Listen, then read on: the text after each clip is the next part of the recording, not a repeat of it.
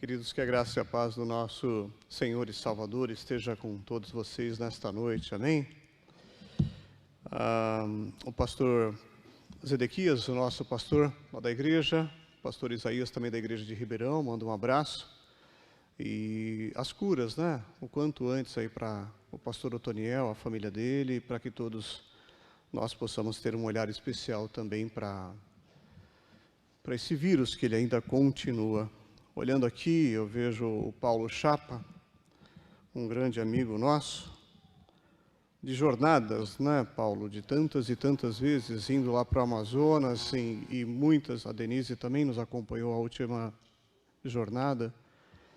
E, presbítero Teres, eu lembro que no olho do furacão, do Covid, do ano retrasado, onde estava a Amazônia inteirinha fechada por conta da quantidade de pessoas que estavam morrendo, o projeto ele não se intimidou e nós fomos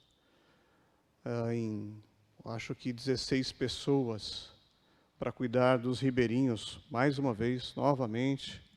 Nós fomos um barco de carga, inclusive, porque todo o transporte do Amazonas estava fechado e conseguimos uma liberação lá do governo do Amazonas para que pudéssemos ir e tratar os ribeirinhos. Nesses 2 últimos anos dessa peste sobre o mundo, precisamos refletir bastante. Mas voltando ao Amazonas, tantas outras missões, muitas pessoas pegaram Covid e algumas até transferiram essa doença, esse vírus para os outros da equipe. E pela graça de Deus, nos 2 últimos anos, nós nunca pegamos Covid. E estávamos lá abraçando os ribeirinhos, beijando os ribeirinhos, cuidando deles, assim como o Paulo e a turma no sertão. E eu acredito que quando nós nos dispomos para um trabalho, Deus primeiro está na frente, abençoa, cura, sara, guarda, traz paz ao nosso coração para poder atender a este grupo de pessoas pelo qual nós nos predispomos. Sim, eu sou pastor Miro, nem minha mãe conhece como Valdemir, só minha esposa quando está nervosa, está ali junto com a minha filha. Aí quando ela fala Valdemir, eu entendo que alguma coisa não está em conformidade com as leis atuais desse mundo, então eu preciso prestar mais atenção naquilo que eu estou fazendo. Por 10 anos ininterruptos, eu fiquei aqui no Hospital Brasil, de manhã, tarde, noite, madrugada, e foi uma bênção. Apenas no Brasil foram 10 anos. Nunca recebi nenhum real do Hospital Brasil. 100% voluntário lá, manhã, tarde e noite. Porque assim aprove para que Deus pudesse separar alguém para cuidar dos feridos. O hospital é uma grande, né? É um grande lugar para ceifar, trabalhar, plantar, colher, mesmo que seja na hora da cruz. Mas é importante também estar lá, como tantos outros lugares, escolas e tantos outros lugares aí. Nessa jornada de 18 anos, em dezembro de 2007, eu completei 10 anos no Hospital Brasil e saí de lá. E fiquei firme e forte no nosso consultório de psicologia. Hoje temos uma clínica, 2 consultórios muito bons aqui em Santo André, um na Paulista, porque eu entendo que, pelo menos por enquanto, se eu conseguir evitar que algumas pessoas cheguem até o pronto atendimento, onde eu atendi muitas e muitas pessoas, Deus já está fazendo valer a pena onde nós estamos, fazendo bem feito, antes de chegar nos lugares mais difíceis de tratar. Então, apenas para nota de esclarecimento, né? Não estou mais no hospital, mas o coração anseia, como o Kleber estava falando, uma vez que temos esse título, né, antes da fundação do mundo, realmente tenho falado bastante, diminuído meus horários de atendimentos nos consultórios para que eu possa voltar para o hospital novamente, de um formato assim um pouco mais diferente, mas é exatamente isso. E me permitam, por favor, eu estava pensando nesse frio quando estava vindo para cá, que nós poderíamos ser igual a alguns filmes das igrejas dos Estados Unidos, que nesse frio eles dão sopa, dão banho, dão mantimento. Não estou falando que essa igreja tem que ser igual. Estou falando dos filmes. Que as igrejas, elas são usadas, elas não fecham as portas para acolher aqueles que precisam. mas elas abrem as portas. Assim como eu acredito que você também abre as portas da sua casa para acolher aqueles que são necessitados. Essa é a verdadeira religião. Quando nós lemos em Tiago. E é isso que fica. Muitas vezes na memória de muitas pessoas que foram acolhidas. Por isso que o sermão de hoje vai ser Memórias de uma Vida. Eu escolhi esse sermão porque algumas observações aqui contam muito dos hospitais. Muitas passagens contam bastante dos hospitais, pelo qual está dentro da minha memória. Assim como está na nossa, da minha, da Denise, do Paulo e de todo o nosso grupo que vamos para o sertão e para Marajó, ali, atender pessoas, quantas coisas ficam nas nossas memórias, boas e ruins. Mas como é bonito. Servir a Deus é um privilégio. Servir a Deus é algo maravilhoso. Algumas pessoas ficam perguntando como é que Deus fala conosco quando você começa a andar e quando você começa a trabalhar para o reino. Aí Ele fala com você. Quando Ele te abastece o suficiente para que você possa continuar e gastar aquele combustível inesgotável, que é a ação do Espírito Santo na sua vida. Um combustível inesgotável. Quanto mais você faz, mais Ele enche você. E mais você transborda, e mais você continua fazendo. Vamos pensar. Eu gostaria de convidar você a refletir no sermão de hoje. Não vou me ater muito aos papéis, mas vou procurar ler o máximo possível. Como diz Billy Graham, já um pouco mais velhinho, já não posso mais confiar na minha memória. Preciso das anotações. Eu acho que eu estou no mesmo caminho. Então preciso que você reflita. Memórias de uma vida. As minhas, as suas, as das pessoas que acolheram você, os muitos que acolheram você. Não é uma introdução, já é o sermão. O sermão ele sempre vem de várias formas da nossa vida. Cantada, falada, escrita. Mas todo sermão tem um texto. E precisamos buscar. Abra sua Bíblia em Mateus 26, por favor.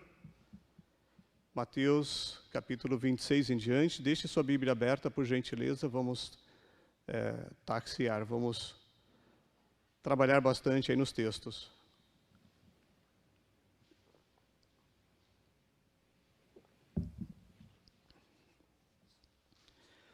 Mateus 26, acompanhe você em casa, por favor. Está no telão, acredito. E você pode participar da leitura. Tendo Jesus acabado todos estes ensinamentos, disse aos seus discípulos: Sabei que daqui a 2 dias celebrar-se-á a Páscoa, e o Filho do Homem será entregue para ser crucificado. Então, os principais sacerdotes, os anciões do povo se reuniam no palácio do sumo sacerdote chamado Caifás, e deliberaram prender Jesus, a traição e matá-lo. Mas diziam, não durante a festa, para que não haja tumulto entre o povo. Existem 2 momentos, deixa aberta a sua Bíblia, que vamos discorrer vários textos aí, nessa perícope separada. Existem 2 movimentos, ou 2 grandes eventos na nossa vida, que eles são lindos e maravilhosos. O primeiro é o nascimento. Todo mundo se alegra no nascimento. O nascimento de alguém. O nascimento de Jesus, o nascimento do seu pai, o meu, o seu, os nossos nascimentos. E também um outro evento, o grande maior evento da nossa vida, é a morte. A morte é o segundo maior evento que você precisa também festejá-lo, também desejá-lo no momento certo, no momento crono. E nós vemos o quanto que é, para nós, importante entendermos essa cronologia. E por que esse evento ele é tão importante para nós, o nascimento? Porque tudo está dentro de um tempo, está dentro da vontade de Deus. Mesmo sendo o kairós dele, ou mesmo sendo o cronômetro meu, o cronológico meu, o cronológico seu, tudo está dentro da vontade de Deus. E você precisa, sim, entender os 2 grandes maiores eventos da nossa vida. Apesar de todos os outros que se passam, os 2 maiores, eles são inigualáveis. o nascimento e a morte de cada um de nós. E é importantíssimo você lembrar disso. Do dia do seu nascimento, você precisa comemorar o dia do seu nascimento. Você deve comemorar o dia do seu aniversário. Em meio a tantas palavras que ofuscam a vontade de Deus, nós precisamos sim comemorar o nascimento de Jesus.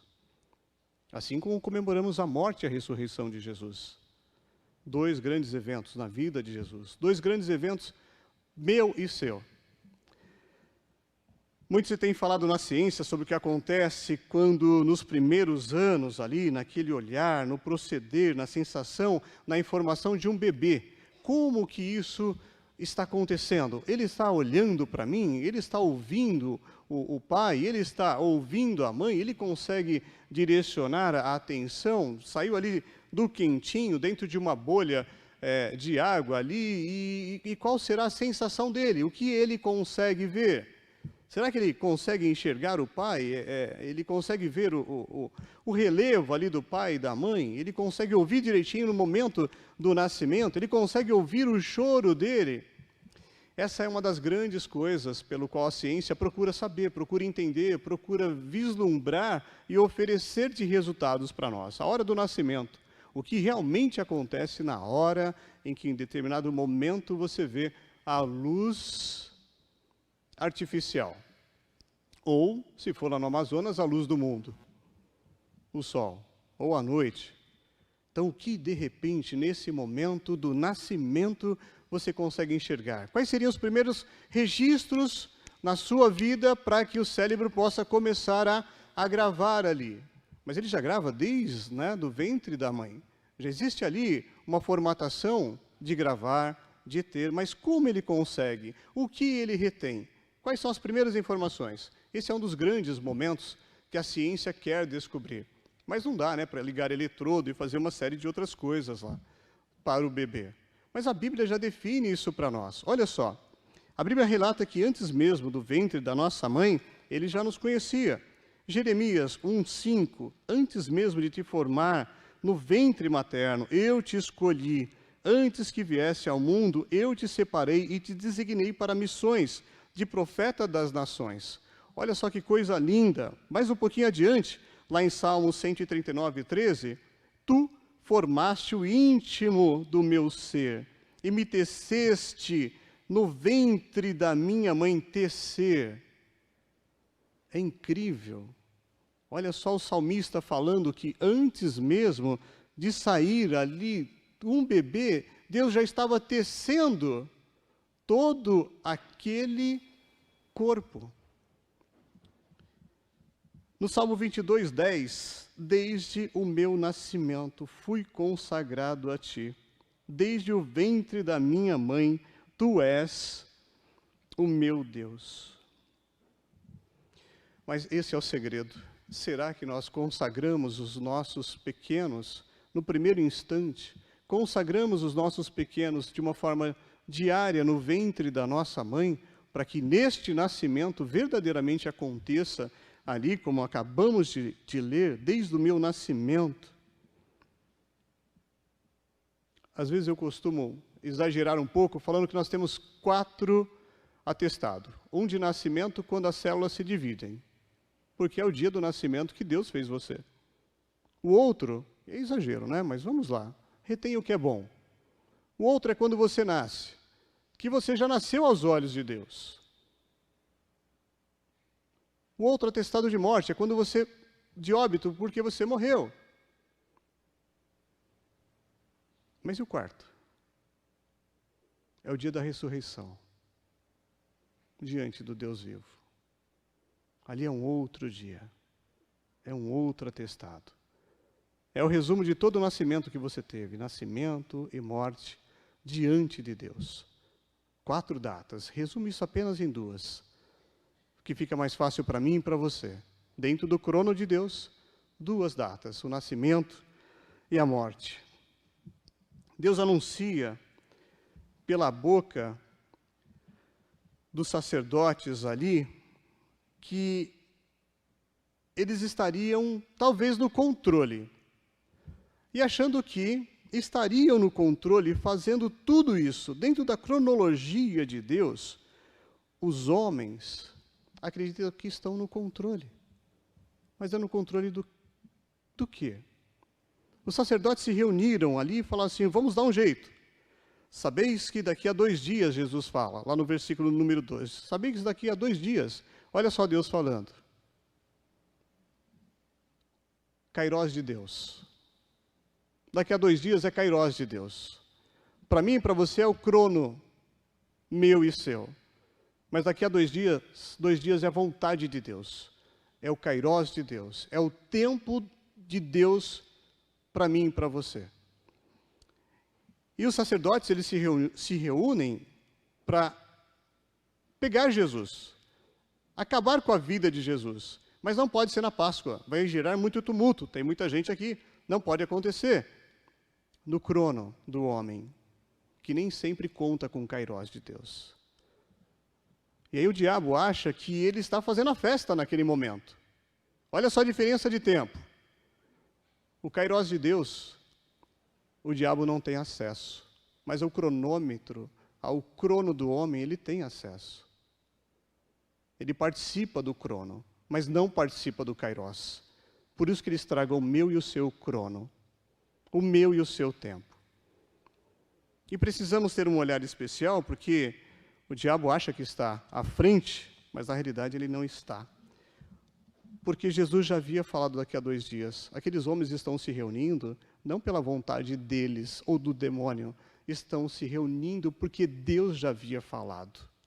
Já estava escrito, já estava marcado, já estava dentro do cronológico de Deus. Tudo iria acontecer de acordo com a vontade. A data marcada para Deus, para a morte e ressurreição do seu Filho, seria a Páscoa. De novo. A grande libertação do povo, pela segunda vez, seria a Páscoa. A primeira, uma libertação física. A segunda, uma libertação espiritual. No mesmo dia. Não é no crono, é no Kairós.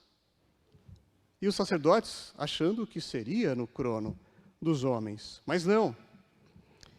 E para que isso fique na minha e na sua memória, ele marca no meu e no seu tempo. E ele permite que você veja tudo isso. E que você guarde na sua memória. E que você retenha essas informações em suas memórias. Memórias de uma vida. Essa é a nossa pregação. Eu lembro certa vez que no começo da capelania, mais de 18 anos atrás, lá no IANSP, fazendo o meu trabalho de capelania, de visitação. Lá são enfermarias e haviam 3 macas, 3 camas, né? Dentro de um quarto. Eu começo a orar, converso ali com o pessoal, era no 12º andar que eu ficava, na neurocirurgia, e aí começo a ficar conversando com um dos internos ali, e aí eu passo para o segundo, do meio, converso um pouquinho, faço uma oração. Na minha terceira, do lado da janela, existia a Dona Maria. Todo mundo chama Maria e chama João, né? Então lá existia, ali estava a Dona Maria, já calada por vários meses, não falava uma palavra, a família reunida, suas 2 filhas ali do lado reunido, e não tinha nenhuma verbalização, nem se mexia, a Dona Maria apenas esperando ali para morrer, num sentido mais óbvio, não existia uma cura para a doença dela. E de repente eu nem terminei a oração do meio, a Dona Maria começou a gritar, é Jesus, é Jesus, é Jesus. As filhas ficaram olhando assim um pouco atônitas, porque foi, mas ela não fala faz tempo, e o que ela está falando? E ela falando bem baixinho, com toda a força que ela tinha, é Jesus, é Jesus. Eu falei, Dona Maria, é Jesus. Aí eu lembrei quando Jesus passava, naquele exato momento, quando Jesus passava pelo caminho, e as pessoas gritavam, é Jesus. Aí eu cheguei bem pertinho dela, Dona Maria, é Jesus. Como a senhora está? Ele está passando por aqui. E nós vamos orar e falar com Ele. Não é ousadia, nem achar que eu sou. É discernimento de Deus para saber o que fazer na hora em que precisa. Discernimento. Oramos, conversamos um pouquinho ali, mesmo ela não conseguindo verbalizar, tudo que ela falava era Jesus enquanto nós orávamos. E depois diminui a oração, ela descansa, fica quietinha, eu vou embora. Uns 2 dias depois, a Dona Maria falece. Lembro que um determinado presbítero, bem conhecido, ficou no Hospital Brasil por alguns dias aqui, e ele era muito amigo do seu José Clementino, um presbítero também da nossa igreja de Monções, quando eu era pastor de Monções, aqui pertinho de vocês. E eu falei para ele assim, não se preocupe, eu vou chamar o seu José Clementino para vir aqui conversar contigo. É mesmo, pastor? Ele é minha ovelha e eu vou chamar. Aí rapidinho liguei para ele e falei, amanhã você vai estar comigo. Aí começamos a conversar ali, trouxe o seu José Clementino, no horário que não havia, graças a Deus eu sempre tive um green card, um cartão verde em todos os hospitais que eu passei, o meu crachá abria todas as portas que você possa imaginar de dentro de um hospital, até da diretoria, para orar com eles. Nunca tive nenhum problema de não abrir nenhuma das portas nos hospitais que eu passei. Louvado seja Deus por isso. E por tentar fazer o melhor trabalho possível onde eu estava. E de repente eu chego lá com o seu José, num horário bem tranquilo, onde só estava eu e ele, e aí começamos a conversar, e eu lembro desse presbítero que ele olhava para o seu José, dava risada e falava, você lembra, seu Zé, quando nós fugíamos dos cachorros, quando estávamos fazendo evangelismo, e eles davam risada. Eles tinham que sair correndo, porque de porta em porta eles iam lá passando os panfletinhos, e de repente eles precisavam sair correndo por conta dos cachorros. E davam risada. E aí no dia seguinte eles estavam lá do mesmo jeito. E da mesma forma. Essas foram as lembranças desse presbítero. Ele morreu logo no dia seguinte também. Mas ficou muito contente. O seu José está vivo conosco até hoje ainda. Seu Clementino. Memórias de uma vida. Memórias de uma vida. Memórias de uma vida. Precisamos ter um olhar para aquilo que Deus fala comigo e com você. Continue a leitura, meu querido, por favor. Vamos lá, no versículo número 6 agora. Ora, estando Jesus em Betânia, na casa de Simão leproso, aproximou-se dele uma mulher trazendo um vaso de alabastro cheio de um precioso bálsamo que ele derramou sobre a cabeça, estando ele à mesa. Vendo isto, indignaram-se os discípulos e disseram, para que esse desperdício? Pois esse perfume poderia ser vendido por muito dinheiro e dar-se-á aos pobres. Mas Jesus, sabendo disso, disse-lhes, por que molestais esta mulher? Ela praticou a boa ação para comigo. Porque os pobres sempre tendes convosco, mas a mim nem sempre me tendes. Pois derramando este perfume sobre o meu corpo, ela o fez para o meu sepultamento. Em verdade vos digo que onde for pregado em todo o mundo este evangelho, será também contado o que ela fez para o quê? A sua memória. Obrigado, Maria, porque hoje você está conosco aqui. Maria, irmã de Lázaro. Para a memória de Maria, ela está conosco aqui no púlpito. Ordens de Jesus. Ação de Maria. Quando eu era criança, tinha um professor meu de português, eu acho que na 4ª série, ele falou o seguinte, vocês precisam ler um livro. Esse livro chama-se Memórias de um Cabo de Vassoura. Eu fiquei indignado, Memórias de um Cabo de Vassoura, eu fiquei indignado com aquele título e falei assim, o que é que nós vamos ler em um livro que vai falar sobre memórias de um cabo de vassoura? O que é que um cabo de vassoura pode ter de memória?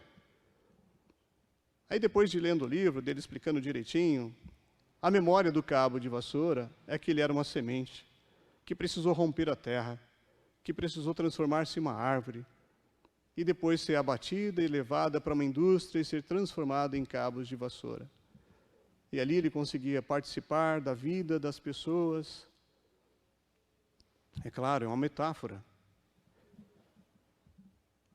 Preparando esse título, eu pensei, se um cabo de vassoura tem uma memória, será que nós não podemos ter uma memória também?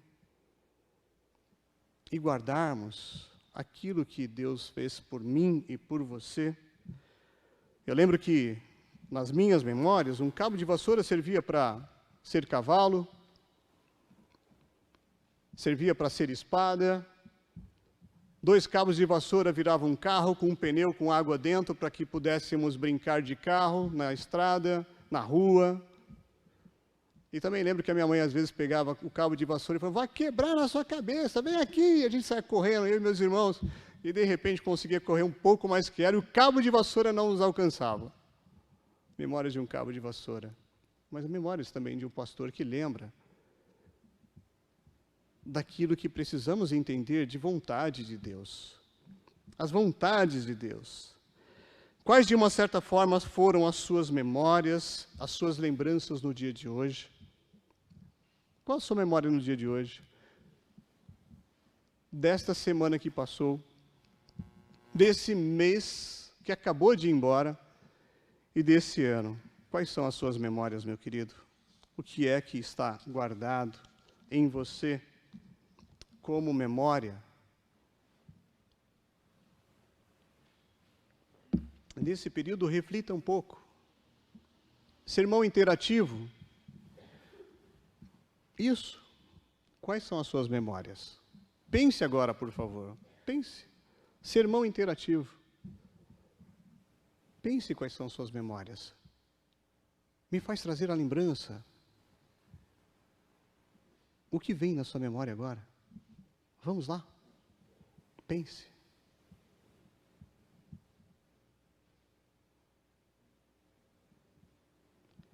Logo após a minha conversão, eu procurei entender qual era a vontade de Deus na minha vida.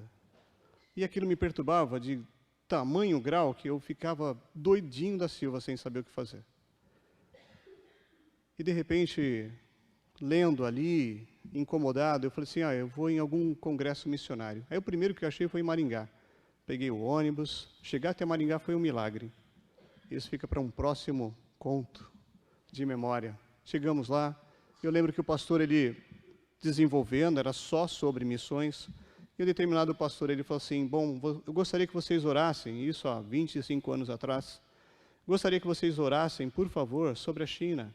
Tem sido difícil, e esses dias, uma família foi acometida por um problema lá na China. E ele contou que, de repente, chegaram os homens armados da polícia, retiraram o pastor e a sua família para fora ali do estabelecimento. Era um momento de Santa Ceia, e todo mundo ficou desesperado, sem saber o que estaria acontecendo. E os soldados disseram, não se preocupem, vamos enterrar vivo apenas o pastor e a sua família. O esposo, o pastor, a esposa e mais 3 crianças. E eles começam a arrastar e começam a levar lá para fora essas pessoas. E a congregação ali sem saber o que faria e não foi fácil.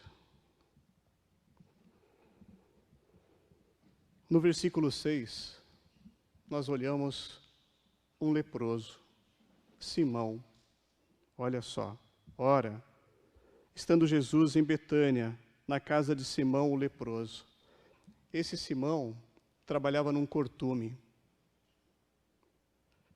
Às vezes o pessoal pergunta, como é que vocês têm essas informações que não estão aqui? Teologia, né? Quando estudamos, nós estudamos bem a palavra para poder buscar algumas informações a mais, cruzamos evangelhos e buscamos historiadores também. Simão, o leproso, ele trabalhava num cortume. Se você trabalhasse dentro de um frigorífico, você iria ver que a carne você consome, e o couro vira sapato, vira cinto, vira roupas. e ele trabalhava com essa parte do couro, ele processava essa parte do couro. Só que aqui está Simão leproso. Mas ele está dando uma festa dentro da sua casa, está dando um jantar para Jesus. E o problema é, como que um leproso pode dar? Ele já não é mais leproso. Mas quais seriam os pensamentos ou as memórias de Simão o leproso enquanto ele está dando a festa e olhando para Jesus? Que o curou, que tirou ele do campo dos leprosos, afastado da cidade, uma comunidade fechada, de pessoas doentes, que são consumidas por esta doença, hanseníase. No passado não tinha cura mesmo. Aí eu fico pensando, quais seriam as memórias de Simão o leproso, que já não é mais o leproso? Ele olhando para Jesus, qual seria a memória de gratidão dele para com aquele homem que ele está oferecendo um jantar, um almoço, uma comida, junto com os convidados de Jesus, os apóstolos estavam ali. Quais seriam as memórias de Simão, o leproso? E de repente chega uma mulher no meio do caminho, do nada. Mesas não eram assim, não é igual a nossa. Mesa para jantar em Jerusalém, para jantar na época de Jesus, eram várias almofadas colocadas, uma pequena mesinha baixa, 30 centímetros, onde as pessoas deitadas, aparece muito nos filmes dos imperadores romanos, é mais ou menos aquilo ali. Para Israel não era muito diferente, então eles ficavam ali deitados e comendo, e buscava com a mão. Essa mulher, ela rompe todo o processo dos homens, e dá para imaginar ela pedindo, dá licença, por favor, dá licença, dá uma licencinha para mim, por favor. E os homens, né, atônitos, o que essa mulher quer? Ela não foi convidada. O que ela vem fazer? Ela pega um vidro pega um vaso, vidro não, pega um vaso de alabastro, mais ou menos 1,5 litros, que valia 300 denários. E 1 denário era 1 dia de trabalho de um comum empregado. Ela pega 300 dias, 1 ano de salário e derrama sobre a cabeça de Jesus.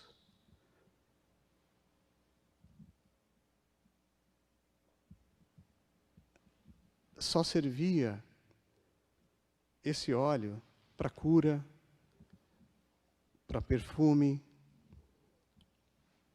para ungir um morto e para as noites de núpcias. Possivelmente Maria guarda esse 1,5 litros do mais caro bálsamo para sua noite de núpcias. E ela derrama tudo sobre Jesus. Sem economizar, sem levar reservas para casa. Volta um pouquinho aqui, volta. Vai lá no versículo número 1. Projeta para mim, queridos. Tendo Jesus acabado estes ensinamentos, disse aos seus discípulos: sabei que daqui a 2 dias celebrar-se-á a Páscoa, e o Filho do Homem será entregue para ser crucificado. Os apóstolos não ouviram isso.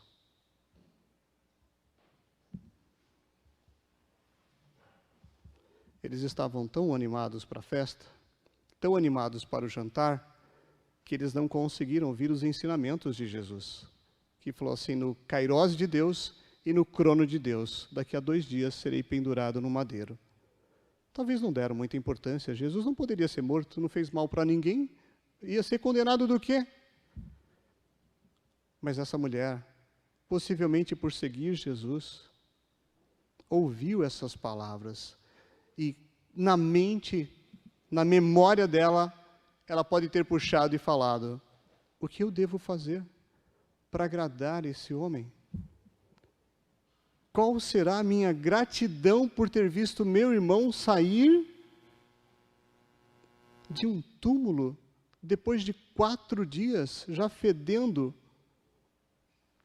aos olhos dos homens, ao odor do homem, mas se ele sai intacto? Gratidão. As memórias de Maria e a vontade de ser grato a Deus vieram muito mais forte do que qualquer homem ou qualquer pessoa que impedisse ela de realizar isso. Nada impediu ela. Nada impediu. Ela vence a barreira da ignorância dos homens, das mulheres, das crianças, e ela vai até Jesus e dá esse banho em Jesus. Espera aí. Alguém se manifesta. Judas Iscariotes, aquele que guardava o dinheiro, era o tesoureiro da turma, fica indignado sabendo que ali seriam 300 denários, seria 1 ano de salário,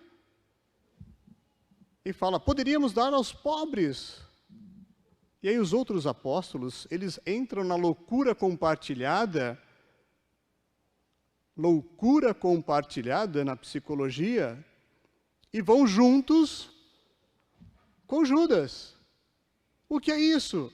Mas é claro, onde já se viu derramar? E aquele cheiro, aquele perfume na casa?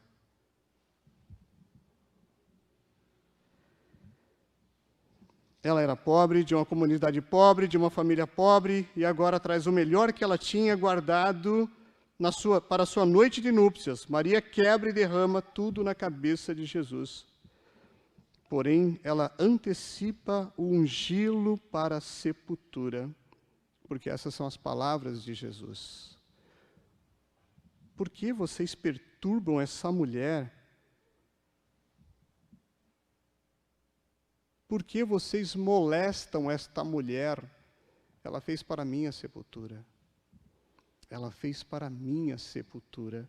Vocês não ouviram nada do que eu falei. Vocês não entenderam nada do que eu falei. Parece que vocês não conseguem entender a minha missão aqui. Ela tinha uma compreensão clara de que Jesus estava falando aos seus discípulos, que os discípulos não ouviram. Ela antecipa a visão de que seria na Páscoa que realmente ele iria para a sepultura. E ela faz isso antes de acontecer. Quais são as memórias que você tem de algo que você não fez e deveria ter feito por alguém? Essas memórias, às vezes, atormentam a nossa vida. São os fantasmas que ficam dentro dos armários. E muitas vezes não abrimos o armário porque sabemos que eles estão lá dentro. Porque deixamos de fazer algo para alguém. Deixamos de fazer algo por alguém. Deixamos até mesmo de fazer algo por nós mesmos, em função talvez de outras pessoas.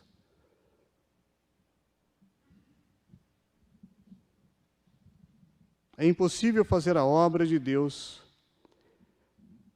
sem receber críticas. Quem não tem medo de críticas não serve a Deus. Quem tem medo de ser criticado, quem tem medo de errar, não serve a Deus. Porque ele espera sempre o aplauso dos humanos, das pessoas. Porque fazer as coisas de Deus hoje é ir contra a vontade dos homens. Quem está defendendo as nossas crianças nas escolas? Quem está defendendo as nossas crianças nas escolas dessa podridão que estão enfiando goela abaixo? Quem está defendendo? Quem está defendendo dessas coisas horrendas que eles nem imaginam que são? Criança tem que brincar, criança tem que crescer, criança tem que ser inocente, criança tem que crescer e sentir o primeiro beijo, A emoção do primeiro beijo, quando despertar aquela vontade. Hoje já não existe um beijo, já o sexo, a droga e o rock and roll, como eu falo, já extrapolou tudo isso. Onde você está e o que você tem feito.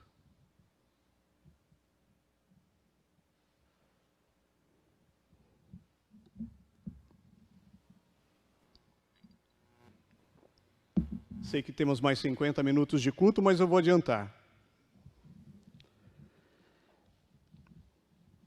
2 momentos importantes na nossa vida. É o nascimento e a morte. 2 momentos importantes. Um pesquisador, a revista Isto É, a edição 2726 do ano de 2021, no mês 4, fala sobre algo muito interessante. O que ocorre no cérebro quando morremos? Cientistas já têm uma resposta. Está lá.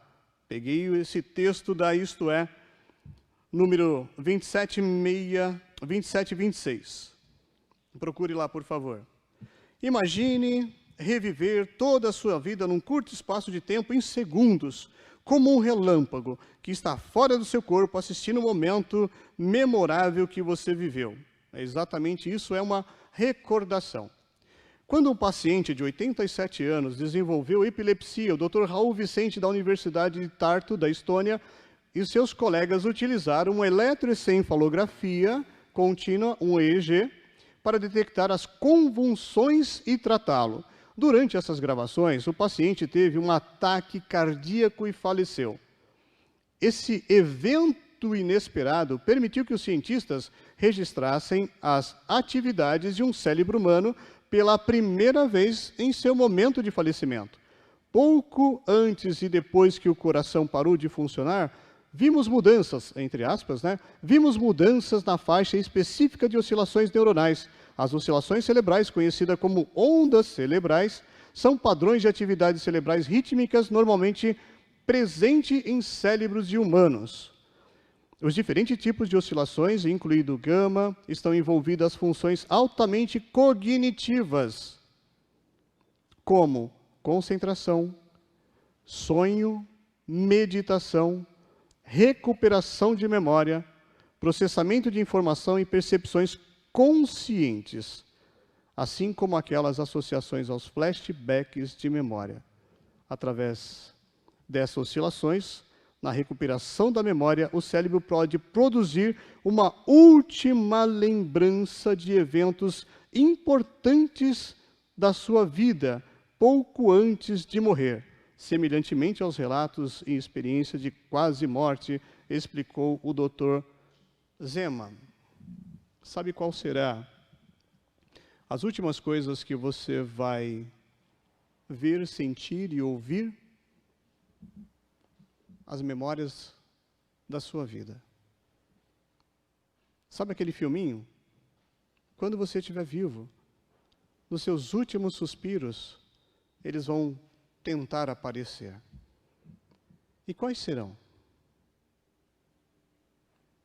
Quais serão? Vamos fazer uma analogia rápida aqui pelo texto. De Simão o leproso, quais seriam as memórias dele na hora da sua morte? Já morreu faz 2000 anos. Quais seriam? De Maria, que ungiu Jesus e viu Lázaro saindo do túmulo. Dos apóstolos. Lembra do filme Mel Gibson, Paixão? Paixão de Cristo? Se você não assistiu, assista pelo menos esse trechinho, na hora em que Judas, ele se ausenta da turma, porque viu que ele condenou um inocente, por 10%, 30 moedas de prata, é 10% daquele vaso derramado. Olha só, que coincidência, 10% daquele vaso que acabou de ser derramado, Judas entrega Jesus. Vende Jesus por 30% dos 100% que aquela mulher derramou sobre a cabeça dele. De 30 denários, 30 moedas de prata, era apenas 10%. daquele valor. No filme de Mel Gibson, se você prestar atenção, enquanto Judas fica indignado, ele sai correndo. E em determinado momento, ele olha para algumas crianças que estão brincando e o rosto, a fisionomia das crianças transformam-se em demônios. E ele fica alucinado, pega uma corda de uma cabra que estava amarrada, joga essa corda e se enforca. As últimas memórias de Judas. Pastor, você está falando que foi isso que ele viu? O que ele viu ou não, eu não sei. Mas eu sei que ele não viu a glória de Deus.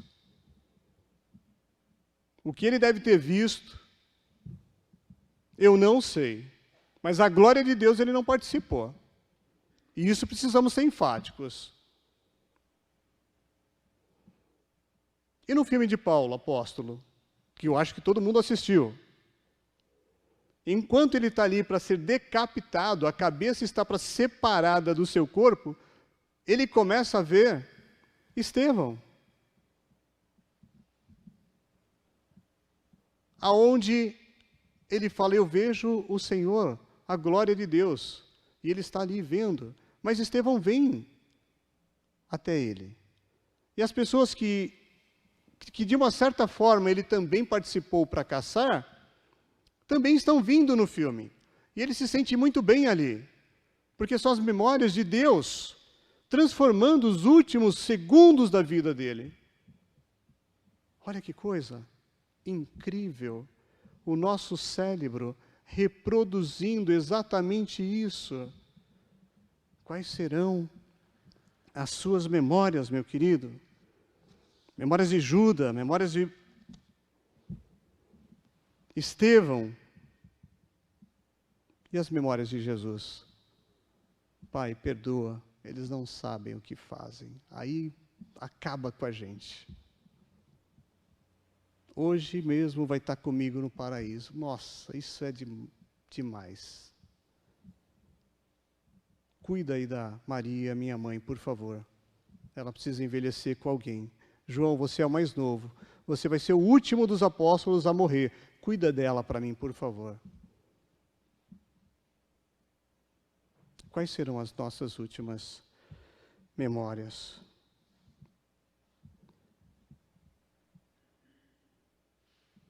Voltando ao hospital, aos hospitais, eu não tenho noção de quantas pessoas morreram na minha frente, de quantas pessoas eu terminei de orar e elas partiram, literalmente falando,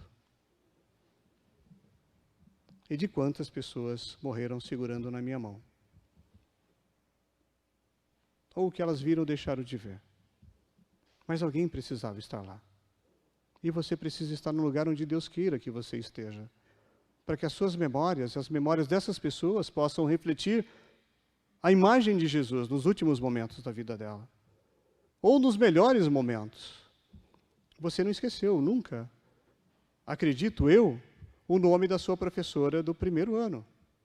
Terezinha Pires, já deve ter feito 50 anos que a minha professora morreu. Mas você não deve ter esquecido. Porque causa um impacto na vida da gente. E as pessoas que te ajudaram a conduzir você até Jesus, que oraram por você, que abraçaram você, por que você esqueceu delas? Por que parou de orar por elas? Por que deixou elas no meio do caminho? Calma, acabou. É a última folha. São as minhas memórias.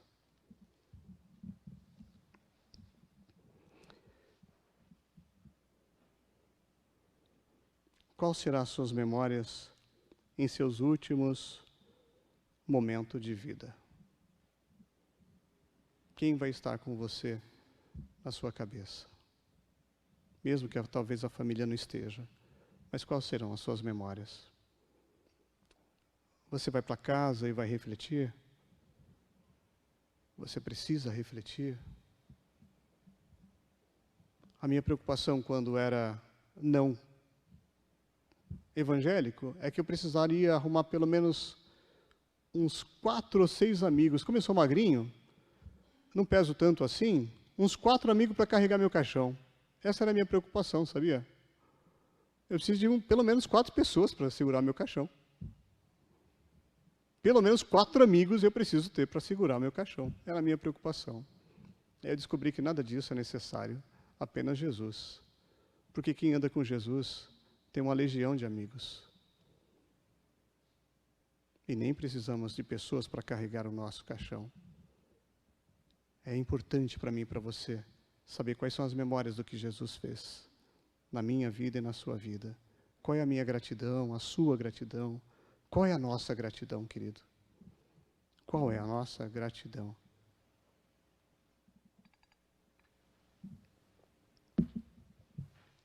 Naquele instante em que os policiais tiram aquele pastor e as 3 crianças para fora, havia uma escavadeira na frente da igreja, fazendo um grande buraco. E a congregação ficou com muito medo de ser jogada lá dentro também. Jogaram o pastor, a esposa, as crianças. E ali o barulho da máquina começou a enterrar, começou a jogar areia, a terra. E as crianças começaram a chorar. E o pastor em silêncio, pedindo oração. Você já assistiu aquele filme A Espera de um Milagre? Assistiu? Por que o filme chama A Espera de um Milagre? Porque o soldado, ali o guarda, ele não consegue baixar a chave. Porque ele espera um milagre, sabendo que aquele cara é inocente, que o John Coffey era inocente. E ele esperava um milagre acontecer. E todo mundo tão irritado porque o John Coffey deveria morrer, e sem esperar mais de 15, 20 minutos, ele fecha, porque percebeu que o milagre não aconteceu. Mas Jesus é diferente.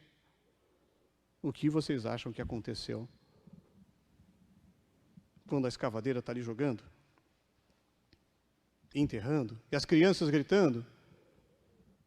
O pastor, ele olha para a família, dá um brado e fala: silêncio! Silêncio! Hoje à noite estaremos ceando com o Senhor Jesus. E ali aquela família enterrada, viva. Aquela família já está há mais de 25 anos ceando com Jesus. E foi exatamente isso o grande milagre. Transformou mais e mais a China a acreditar e ver na fé que eles tinham e onde estariam as memórias deles. Judas vendeu a sua alma, que nem precisa vender alma para o diabo, viu gente? Isso é besteira. Quem não é de Deus já está na mão dele. Não precisa vender nada para ninguém. Ou você é de Deus, ou você não é de Deus. Ou você assume o papel de ser, ou não. O não assumir o papel de Deus não livra você da condenação. Então nem precisa vender alma. Quem não é, quem não acredita, quem não anda com Jesus, já está na mão dele. Já está na mão. E quais serão as minhas e as suas impressões? Quais serão as minhas e as suas memórias? Quais serão os deleites da vida que pode comprar a minha alma, comprar a sua alma? A minha e a sua, eu acredito que nenhuma, porque somos lavados e remidos pelo sangue de Jesus. E o inimigo não tem poder sobre isso. A minha e a sua, da sua família, não. Por isso precisamos saber quais são as nossas memórias. Memórias de uma vida. Tenho muitas, você tem muitas, mas precisamos saber quais são as nossas memórias. Quais são as nossas memórias? Deus possa abençoar você, cuidar de você e tratar você, assim como tem tratado tantas outras pessoas do mundo inteiro. Deus possa abençoar você verdadeiramente nesse momento e curar os enfermos também, né, que estão com dificuldades. Feche os seus olhos. Teles, vem para cá, meu querido. Presbítero Teles, me perdão.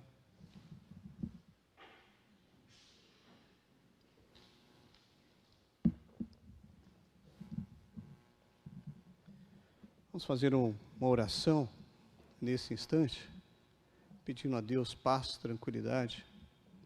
Mas o mais importante é, Senhor, me traz as memórias daquilo que realmente eu preciso ter. Feche os seus olhos, vamos orar. Teles, intercede, por favor, meu velho. Deus, te agradecemos por este momento. Te agradecemos pelo qual o Senhor trouxe à memória uma mulher, pelo qual o Senhor mesmo também falou. Onde este evangelho foi pregado, que ela seja lembrada para a memória dela, para a lembrança dela, para que todos saibam que ela fez a diferença. Jesus, não sejamos nós covardes, porque eu descobri que em Apocalipse os covardes herdarão também o inferno. Então, traz para nós força, discernimento, paz ao nosso coração, enfrentamento da mentira deste mundo, Senhor Jesus, para que possamos salvar a nós e as nossas famílias de uma forma geral também. Não deixe que o inimigo tenha ação sobre a nossa vida. Se tiver alguém aqui neste momento, alguém em casa ou em qualquer momento onde esse culto, esta palavra estiver sendo lida ou estiver sendo vista, que o Senhor possa trazer paz, tranquilidade e confiança. Amém. Dá um dia abençoado para nós amanhã, na segunda-feira, uma semana maravilhosa. Liberta os cativos também, Senhor Jesus. Esteja com aqueles que estão encarcerados, traz a eles discernimento, a tua salvação em Cristo Jesus. Obrigado por tudo que o Senhor fez, tem feito e há de fazer. E é no teu santo e bendito nome que nós oramos e te agradecemos junto com a tua igreja. Amém, Jesus. Amém.